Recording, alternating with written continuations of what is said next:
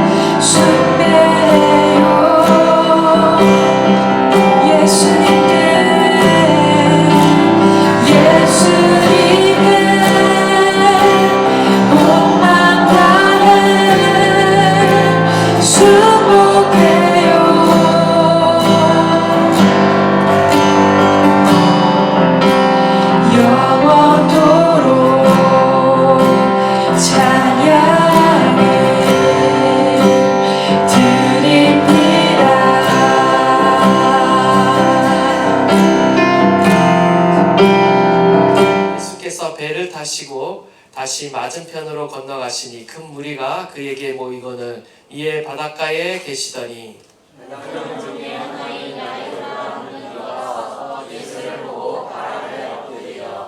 간곡히 구하여 이르되 내 어린 딸이 죽게 되었사오니 오셔서 그 위에 손을 얹으사 그로 구원을 받아 살게 하소서 하거늘 이에 그와 함께 가실새 큰 무리가 따라가며 에워싸이더라. 12해를 혈류증으로 알아온 한 여자가 있어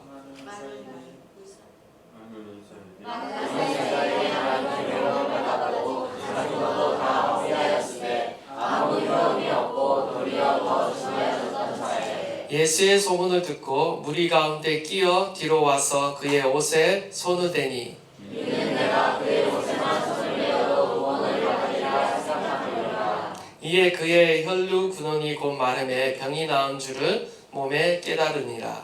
예수께서 그는 능력이 자기에게서 나간 줄을 곧 스스로 아시고 무리 가운데서 돌이켜 말씀하시되 누가 내 옷에 손을 내었느냐 하시니 제자들이 여짜오되 무리가 에워싸 미는 것을 보시며 누가 내게 손을 대었느냐 물으시나이까 하되 예수께서 이 일을 하는 저를 보고 들어보시니 여자가 자기에게 이루어진 일을 알고 두려워하여 떨며 와서 그 앞에 엎드려 모든 사실을 여쭈니 예수께서 이르시되 딸아 내 믿음이 너를 구원하였으니 평안히 가라 내 병에서 놓여 건강할지어다. 아멘. 예, 우리 좌우 앞뒤로 한번 인사하겠습니다. 하나님이 당신을 사랑하십니다. 하나님이 당신과 함께하고 계십니다. 또 한번 인사하겠습니다. 아멘. 믿으시죠? 오늘 본문은 예수님께서 회당장 야이로의 요청으로 야이로의 죽게 된 딸을 고치러 가다가 도중에 돌발 사건이 일어나게 됩니다. 그 사건을 오늘 함께 나누고자 합니다. 예수님께서는 계속해서 바다의 광풍을 잠잠하게 하시고 또 무덤 곁에서 자해하던 군대 귀신을 내쫓으시고 마침내 오늘 본문에서 한 여인을 죽음으로 몰아가던 혈류증을 치료하십니다. 나아가 죽은 야이로의 딸을 살리시는 장면이 계속되는데요. 이 모든 사건의 공통된 특징은요, 바로 인간으로서는 도저히 어쩔 수 없는 상황이다라는 겁니다. 즉 죽음 가운데 처한 상황이라는 거죠. 영어로는 4D로 표현할 수 있습니다. 이 모든 네 가지 사건을요, danger, demon, disease, 그 다음에 death. 그래서 위험과 악마와 질병과 죽음으로부터 인간의 힘으로 도저히 극복할 수 없는 그 모든 죽음의 세력으로부터 악한 마귀의 세력으로부터 정복하시는 그 하나님의 능력, 하나님 나라의 능력을 우리 가운데 보여주고 있는 것입니다. 우리가 살다 보면 참 우리의 지혜로, 우리의 어떤 경험으로, 우리의 능력으로 해결할 수 없는 많은 일을 경험하게 됩니다. 그러나 우리가 계속해서 예수님의 이 권세와 능력을 바라볼 때 우리는 하나님의 나라의 그 능력을 확신할 수 있게 되고요. 주님을 의지할 수 있게 됩니다. 주님이 못 고칠 병이 없으며 주님이 또 변화시키지 못할 사람이 없으며 또한 주님이 또 우리를 바꾸지 못할 또 극복하지 못할 그런 시련과 고난도 없음을 우리는 계속해서 보게 되는 것입니다. 원하기는 저와 여러분이 이러한 예수님을 믿음으로 인해서요, 하나님의 나라의 그 능력을 우리의 심령 가운데 또 우리의 삶 가운데 경험할 수 있기를 간절히 바랍니다. 예수님을 만난 사람은요, 누구나 바로 예수님 안에 있는 이 놀라운 생명의 능력을 경험하였다라는 겁니다. 하나님의 나라를 경험하는 것이죠. 예수님을 만나면 하나님의 나라를 경험하게 됩니다. 저 세상에 가서 경험하는 것이 아니라 바로 현세적으로 이 땅 가운데서 하나님의 나라를 맛보고 경험하는 것입니다. 예수님을 만나면요, 삶의 모든 위험과 고통으로부터 해방을 경험하고 또한 우리의 몸과 영혼이 살아나고 회복되는 것을 경험하게 되는 것입니다. 하나님의 그 초자연적인 평강과 또 기쁨이요, 때로는 우리의 환경이 바뀌지 않았을 때에도 하나님이 놀랍도록 우리의 마음을 주장하셔서 정말 천국의 그 기쁨과 천국의 그 평화를요 우리의 마음 가운데 경험하게 하십니다. 저는 오늘 이 두 가지 이야기 중에서 이 혈류증 여인의 치유 사건을 통해서 주님께서 우리에게 주시는 또 영적인 교훈을 나누고자 합니다. 먼저 첫 번째로 25절 26절을 다시 보시면요, 혈류증 앓는 여인의 비참한 현실, 그가 얼마나 고통 가운데 있으며 고난 가운데 있는지를 볼 수가 있습니다. 오늘 혈류증 앓는 여인의 이 상황을 보면요, 매우 절망적인 상황이다라는 겁니다. 혈류증이라는 것은 일종의 하혈을 했다라는 것인데요, 그것을 무려 12년 동안이나 피를 계속 흘렸다고 했을 때 이 여인이 육체적으로나 정신적으로나 그리고 사회적으로나 얼마나 많은 상처와 아픔을 갖고 있는지 우리가 짐작해 볼 수 있습니다. 이와 같은 증상을 가진 여성은 정신적으로, 정서적으로 매우 불안해하고 또 죽을지도 모른다라는 그 공포와 두려움을 늘 이렇게 안고 살아갔을 것입니다. 이처럼 혈류증은요, 육체적인 고통만 있는 것이 아니라 어떤 죽음의 두려움과 함께 정신적 고통을 가져다 준다라는 거죠. 뿐만 아니라 고대 팔레스타인에서는요, 이 혈류증은요, 사회적인 고통도 가져다 주었습니다. 왜냐하면 성경에서 이 병 자체가 어떤 병입니까? 부정하다고 여겨지는 병이었다라는 거죠. 추혈이 계속되는 날은요, 이 여인이 부정한 상태였기 때문에 레위기 15장 25절에 의하면 그녀가 만지는 모든 것이 다 부정해집니다. 정결법에 의하면 그녀가 만지는 모든 것이 다 부정해지는 거예요. 누군가가 그녀에게 손을 대도 그 사람이 또 부정해지고요. 또 그녀가 또 누군가를 터치하면 또 그 사람이 이렇게 부정해진다라는 거죠. 율법으로 보면요, 사람과 전혀 접촉할 수 없도록 금기시되어 있었다라는 겁니다.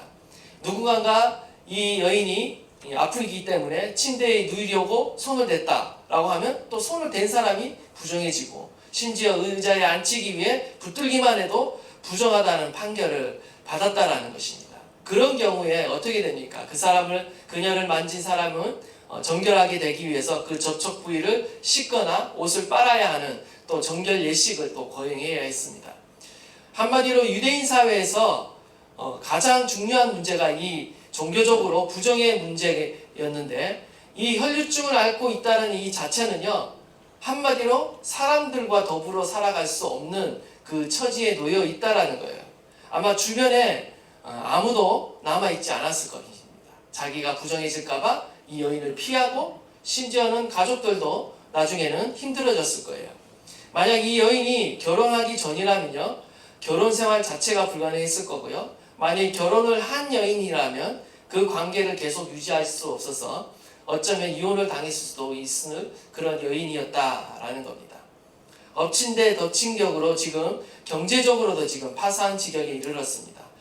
12년 동안이나 이 불치병 치료를 위해서 자신이 가진 모든 재산을 다 허비하였다라는 것이죠. 많은 의사에게서 많은 괴로움을 받았고 결국 아무 효험도 없었다라고 결론을 내고 있습니다. 해볼 수 있는 모든 방법은 다 동원해 봤지만 결국 치료하지 못하고 더욱 위중한 상태에 있는 것입니다. 탈무드라는 책을 보면요, 거기에 혈류병을 고칠 때 사람들이 어떠한 일들을 했는가라는 어떤 치료 방법이 좀 소개되고 있습니다. 재미있는 내용이 있는데요. 심지어 고대 사회에서 이 혈류병을 치료하기 위해서 어떻게 했냐면요, 타조알을 태워서 그 재를 배 조각에 싸서 몸에 지니고 다니기도 했어요. 그러면 뭐 치료 효과가 있다 해서 사람들이 그렇게 하기도 했고요. 심지어 흰 암낙이 대변 속에서 발견된 보리를 먹으면 또 치유된다고 해서 또 그런 것들 또 귀한 약으로 보고 이렇게 취하기도 했다라고 합니다. 이 여인이 이와 유사한 다른 모든 치료 방법을 다 동원하지 않았겠습니까? 12년 동안 좋다란 좋은 약은 다 먹어봤을 거고, 할 수 있는 모든 인간적인 방법과 시도들을 다 했을 거라는 겁니다. 그러나 이제 가지고 있던 가산도 다 탕진하고 여인으로서 어떤 꿈도 가족도 친구도 다 잃어버린 매우 절망적인 상황 가운데 이 여인이 있었다라는 겁니다. 군대 귀신 들린 사람과 어쩌면 이 여인의 상황이 유사합니다. 공통점은 바로 아무 소망 없는 절망적인 상황이다. 죽음의 상황 가운데 놓여 있다라는 겁니다. 이 절망적인 상황 가운데 어떻습니까? 오늘 본문 가운데 기쁨의 소식이 들리는 겁니다. 26절 후반절부터 우리 27절 상반절 말씀인데요. 우리 한번 다 함께 한번 읽도록 하겠습니다. 시작. 아멘. 이 여인에게 예수님의 소문이 들리기 시작하는 겁니다. 한마디로 복음의 소식을 들은 거예요. 참 아이러니하게도요, 여러분, 우리가 언제 예수님을 만납니까? 우리가 언제 하나님의 말씀이 들리기 시작합니까? 바로 도리어 더 중하여졌을 때, 바로 그때 우리는 예수님을 찾기 시작하고 예수님을 만나기 시작한다라는 겁니다. 바로 그때 예수님의 말씀이 사실 들리기 시작하는 겁니다. 우리의 상황이 편안하고 순탄할 때는요, 우리가 하나님의 말씀에 잘 귀를 기울이지 않습니다. 그리고 하나님을 찾지 않아요. 그런데요, 우리의 환경이 힘들고 어려워지면요, 그제서야 하나님을 찾게 되고요, 하나님께 관심을 갖게 되고 하나님의 말씀이 들리기 시작한다라는 것입니다. 우리의 형편이 어려워지고 아무리 내가 노력하고 모든 방법을 다 써봐도 해결되지 않을 때, 한마디로 도리어 더 중하여질 때 우리는 비로소 하나님을 찾게 된다는 겁니다. 그것만이라도 정말 은혜인 것 같습니다. 힘들고 어려워도 주님을 찾지 않는 또한 그런 분도 있을 수 있죠. 그런데 어쨌든 우리의 인간은 연약한 것 같습니다. 평탄하고 형통할 때 주님을 간절히 찾는 것이 아니라 힘들고 어려울 때 우리는 주님을 찾기 시작하고 주님의 말씀을 듣기 시작한다는 것입니다. 들리는 복음의 소식을 이 여인은 붙잡습니다. 예수의 소문을 듣고요, 예수님을 붙잡기로 결정을 하는 것이죠. 저는 원하기로 저와 여러분이요, 힘들고 어려울 때뿐만 아니라 우리가 주님의 말씀에 항상 귀를 기울일 수 있기를 바라고요, 또한 우리가 주님을 간절히 찾고 간절히 만나는 일들이 우리의 삶 가운데 항상 있기를 간절히 소망합니다. 로마서 10장 17절 말씀을 보면, 그러므로 믿음은 들음에서 나며 들음은 그리스도의 말씀으로 말미암느니라. 위기일 때일수록, 고난의 때일수록 우리는 그리스도의 말씀을 들어야 합니다. 들으면 믿음이 생기고 믿음이 생기면 역사가 일어나는 겁니다.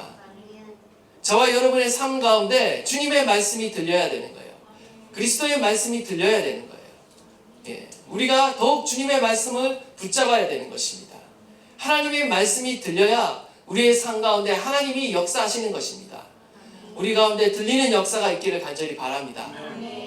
주님의 말씀에 더 귀를 기울이고 하나님께 귀를 기울이고 주님이 나를 향해 무엇을 말씀하고 계시는지, 이 시즌 가운데, 이 정말 상황 가운데 주께서 나에게 무엇을 말씀하시는지 우리는 더욱 주의 음성에 귀를 기울여야 될 줄 믿습니다. 듣는 믿음에서 우리는 또 나아가서 행동하는 믿음으로 나아가야 됩니다. 우리 27절과 29절 말씀 우리 다 함께 한번 읽도록 하겠습니다. 시작. 예수의 소문을 듣고 우리 가운데 뛰어 들어와서 그의 옷을 벗으면 되니 이는 내가 그의 옷에만 손을 대어도 구원을 받으리라 생각함이라. 이에 그의 혈로 인원이 구원하네 병이나 그를 몸에 깨달으리라. 아멘. 27절 말씀을 보세요. 예수님의 소문을 듣고 지금 이 여인이 무리 가운데 끼어 뒤로 와서 그의 옷에 손을 댔다라고 말하고 있어요. 이 여인은 예수님에 대한 소문을 들었습니다. 그녀는 단지 들었을 뿐만 아니라 지금 어떻게 하고 있습니까? 예수님께 나아갔다라는 거예요. 또 단지 나아갔을 뿐만 아니라 믿음으로 예수님의 옷자락을 만졌습니다. 동사가 연이어 기록되고 있는데요. 듣고 뒤로 와서 어떻게 합니까? 손을 댔다라고 말하고 있는 것입니다. 오늘날도 누가 하나님을 경험하는가? 누가 하나님의 치유를 경험하고 누가 주님의 그 구원의 역사를 경험하는가? 그 해답은요, 바로 믿음에 있습니다. 그런데 이 믿음은 어떤 믿음인가? 단순히 생각만 하는 믿음이 아니라는 거예요. 행동하는 믿음이었다는 거죠. 믿음은 명사가 아니라 바로 동사인 것입니다. 신앙이 우리의 관념 속에 어떤 생각 속에만 머물러 있어서는 안 된다는 거예요. 듣는 데에만 그쳐서는 안 된다는 겁니다. 들었다면 그 이후에는 어떻게 해야 돼요? 우리가 믿어야 되겠죠. 생각으로 믿어야 할 것입니다. 그리고 믿은 대로 우리의 행동이 옮겨져야 한다는 거예요. 예수님의 말씀을 들을 뿐만 아니라 바로 그분께 우리가 나아가야 한다는 겁니다. 그리고 나아가는 것뿐만 아니라 그분을 만져야 한다는 겁니다. 우리가 어려움에 빠지게 되면요, 방법이 없다라고 생각하고 좌절하는 경우가 참 많습니다. 혈류증이라는 이 병이 공공장소에 나갈 수 없고 또 다른 사람을 접촉하게 되었을 때 그 사람을 부정하게 만들기 때문에 율법에 엄격하게 금하는 일이었습니다. 만약 이 혈류병 걸린 여인이 이 율법으로 인해 그냥 공공장소에 나가지 않고 또 혹시 나가더라도 사람에게 적발되면 어떻게 되나 매우 두려운 마음이 있었을 거예요. 그런데 이 여인은요, 이 두려움을 극복해서 예수님께 과감히 나가기로 결단을 했다라는 거죠. 이 여인은 예수님만이 자신의 병을 고칠 수 있다라는 것을 확신했습니다. 그렇기 때문에 위험을 무릅쓰고서라도 그 자리 가운데로 나아가는 것이죠. 여러분, 너무 상황이 어렵고 눈앞에 아무 길도 보이지 않는다 할지라도요, 우리가 쉽게 포기해서는 안 됩니다. 우리의 믿음과 신앙을 쉽게 포기해서는 안 돼요. 마가복음 10장에 보면 맹인 바디메오가 납니다.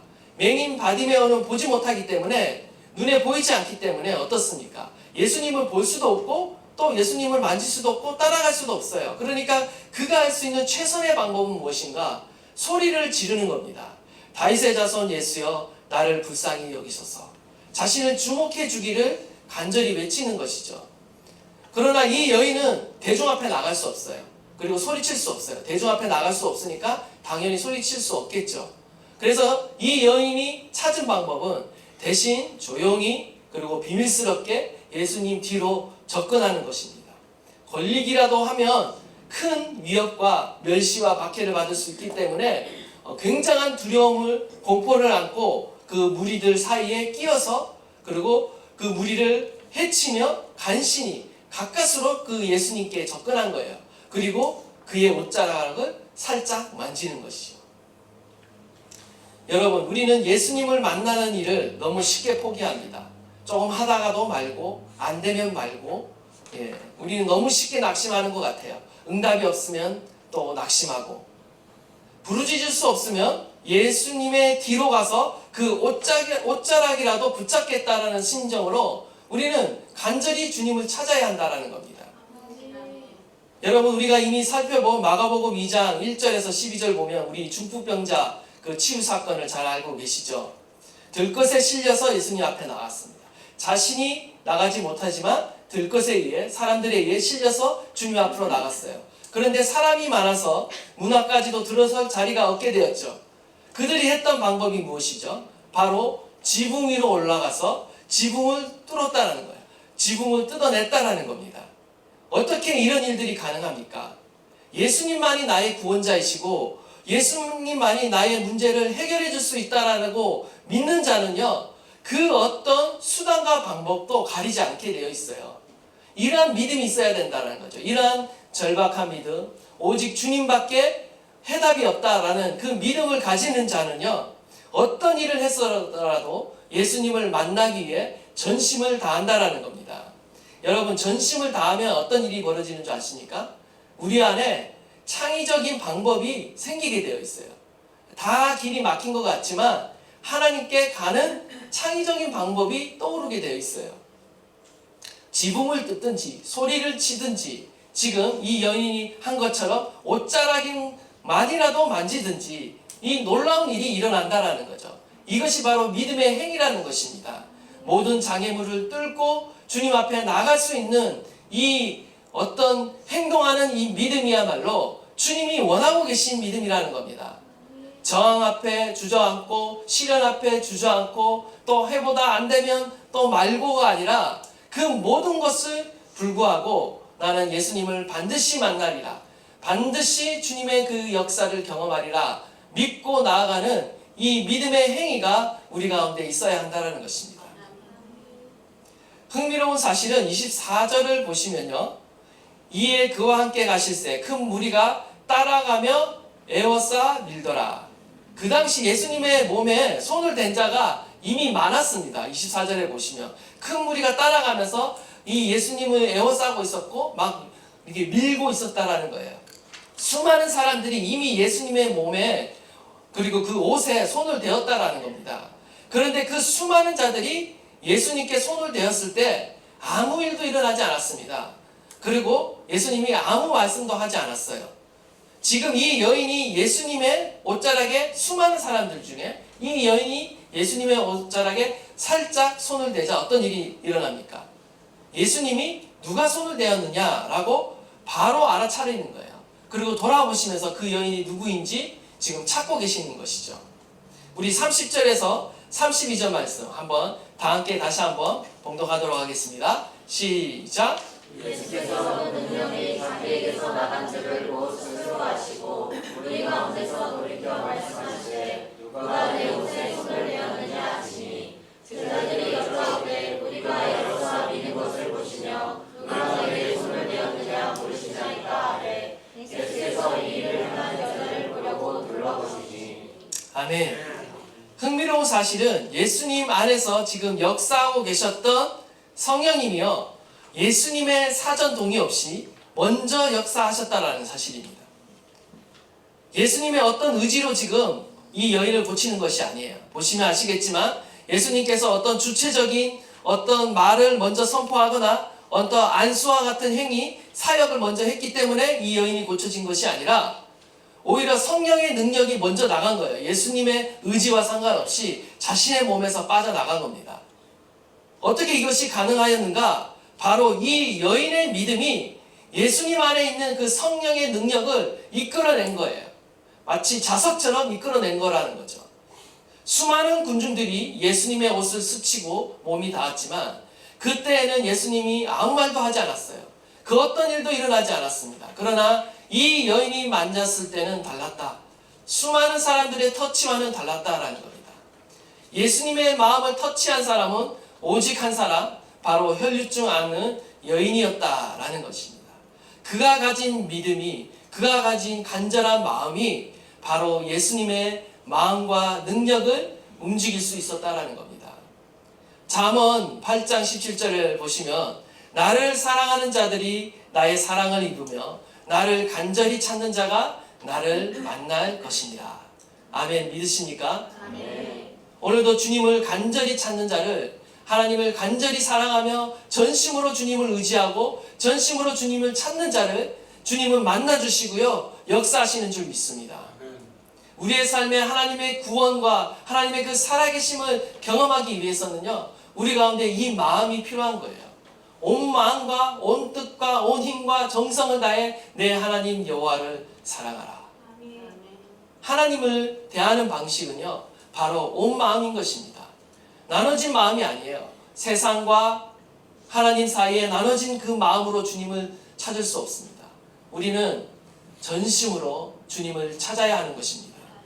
히브리서 11장 6절, 믿음이 없이는 하나님을 기쁘시게 하지 못하나니 하나님께 나아가는 자는 반드시 그가 계신 것과 또한 그가 자기를 찾는 자들에게 상 주시는 이심을 믿어야 할지니라.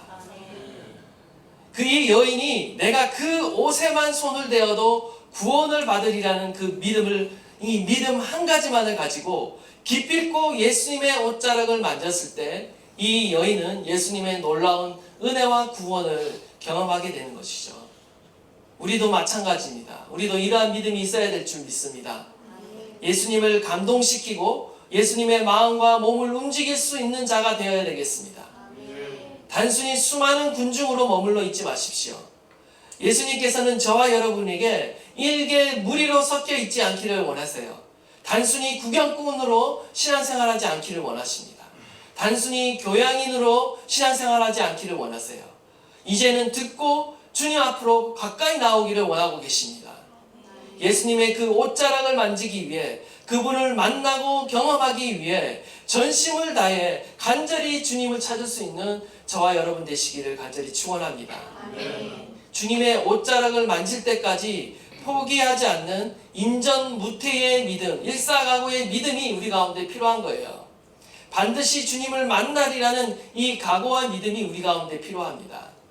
주님을 찾을 때, 이러한 마음으로 주님을 찾을 때요, 주님은 우리를 만나주시고 주님의 인재를 우리 가운데 나타내시고 하나님의 나라를 우리 가운데 나타내실 것입니다.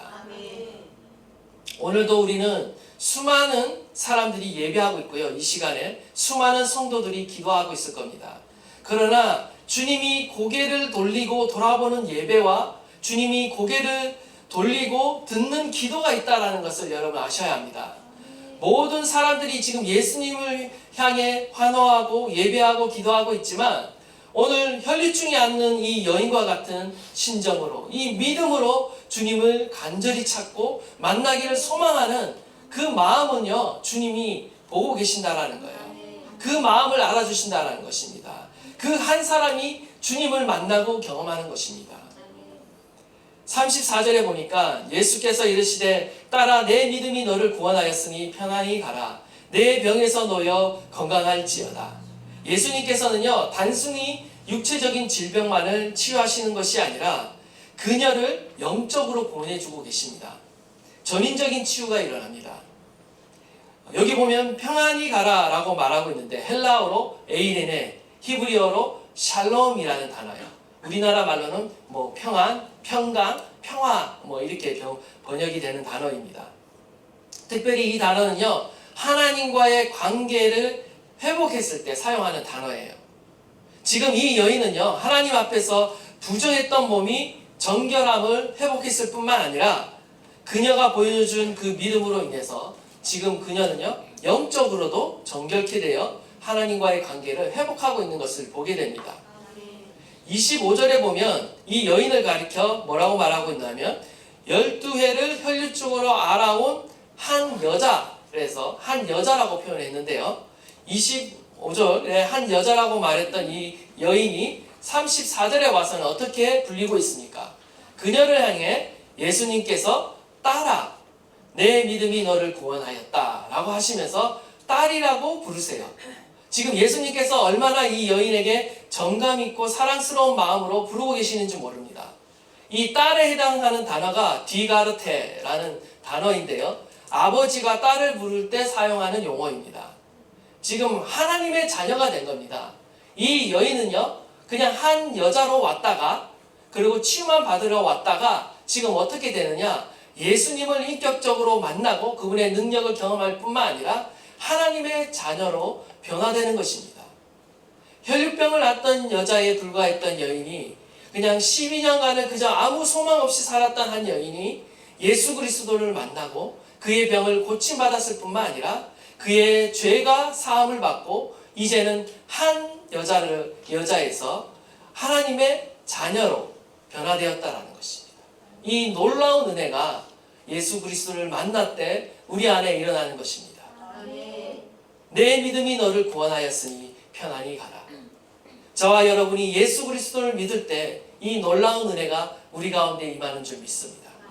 뿐만 아니라 우리가 간절한 믿음으로 주님을 찾고 찾을 때 주님은 오늘도 우리를 만나주시고 우리는 더 깊은 주님의 그 만남으로 인해 변화되고 하나님의 놀라운 하나님의 나라의 역사를 우리의 삶 가운데 계속 경험하게 될 줄 믿습니다. 원하기는 저와 여러분이요, 한 번의 예배를 드리고 한 번의 기도를 드릴지라도 정말 그냥 듣는 믿음, 그냥 생각하는 믿음에 머물러 있는 자가 아니라 하나를 깨닫더라도 우리의 삶에 실천하고 적용하고 순종함으로 하나님 앞에 전심으로 나가는 저와 여러분 되시기를 바라고요. 그 하나님을 우리의 삶 가운데 경험할 수 있기를 간절히 축원드립니다. 주님께서 저와 여러분을 사랑하시고 주님께서 오늘도 우리 가운데 살아 역사하시는 줄 믿습니다.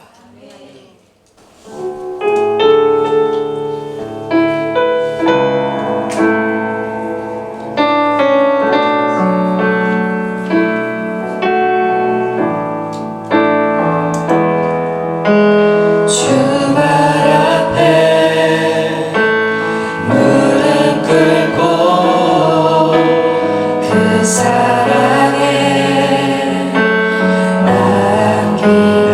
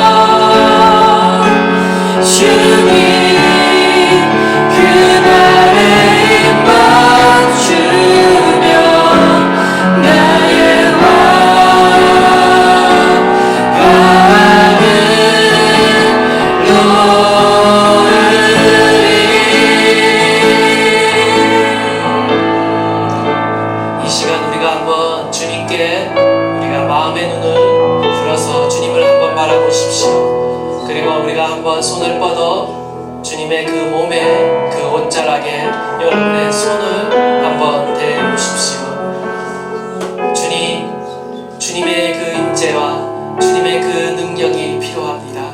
주님의 그 은혜가 필요합니다. 주님의 그 사랑이 필요합니다. 주님, 오직 주님밖에 없음을 고백합니다. 내 삶에 오직 주님밖에 없음을 고백합니다. 나를 만나 주시옵소서. 나를 변화시켜 주시옵소서. 나를 구원하여 주시옵소서. 오늘도 하나님의 그 임재 앞으로 우리가 더 간절한 심령으로 전심으로 주님 앞에 나아가 주님, 나를 변화시켜 주십시오. 나를 구원하여 주십시오. 내 삶의 주인 되어 주시고 내 삶을 다스려 주시옵소서.